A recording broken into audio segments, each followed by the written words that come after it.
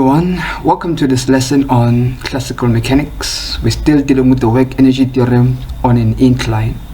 In our case here, we have an object sliding down from rest here at the top, sliding down to the bottom, and the velocity of the object at the bottom is 5.6 meters per second, and the distance from the bottom to the top is 15 meters. The angle between the horizontal and the incline is 25 degrees.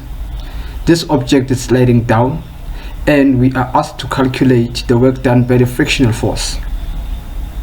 This is the free body diagram which represents this object. Now this here is the object. We represent it as just a particle, and then from there we have the component of gravity acting down the incline, which is the force which causes this object to slide down. And then we have the other component of gravity which is perpendicular to the incline, and we have the normal force acting perpendicular to the incline but upwards, and then we have the frictional force acting in the opposite direction of motion. Because this object is moving down, friction will act up. So this will be the free body diagram of this object, and then from there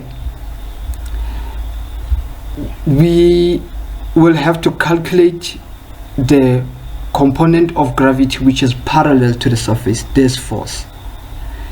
We use mg sine theta. We substitute our mass, which is 6, our g is 9.8, and our angle is 25 degrees. We click that into a calculator. It gives us 24.85 newtons. From there we just use the work energy theorem.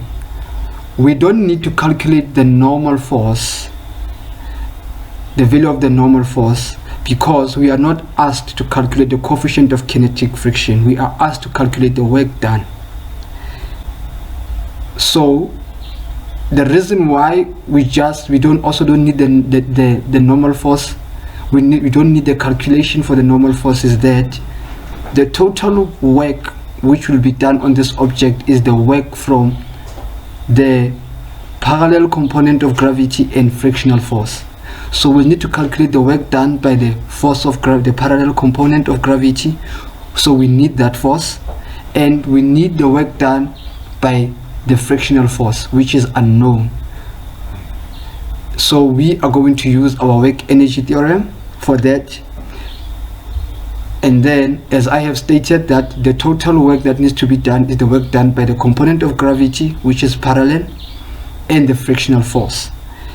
The reason why the frictional force is negative is because if the object is sliding down, we are taking that all the forces that are acting in that direction, that downwards direction, those forces have to be positive. That means the work has to be positive, and the forces which point in the negative direction will be negative. That means the work done by those forces will also be negative. That's why we have given the frictional force a negative value. And then from there we substitute our values. The work done by the component of gravity is just the force, the component of gravity which is parallel, which we have calculated here, 24.85, and then multiplied by the distance from the top to the bottom, which is just 15. This becomes our unknown because that's what they want. Our mass is going to be 6.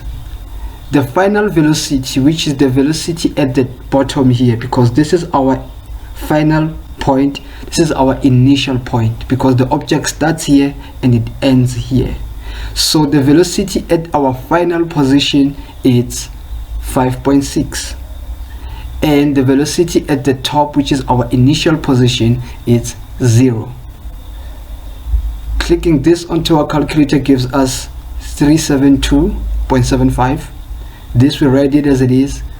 This gives us 94.08, and this will give us 0. We transpose the 372.75 to the other side, it becomes negative. This remains as it is. Working out this gives us negative 278.67. Multiply the whole equation by negative so that this value can be positive. We get that the work done by the frictional force is a positive 278.67 joules. The reason why we got positive here, we just wanted the value, the magnitude. If we substitute it back here, it's going to be negative because of this sign. And as we know it, that friction does negative work on the system. If this was negative here, when we were going to substitute it here, we were going to have negative times negative, which was going to be positive. In other words, we would have made a mistake here.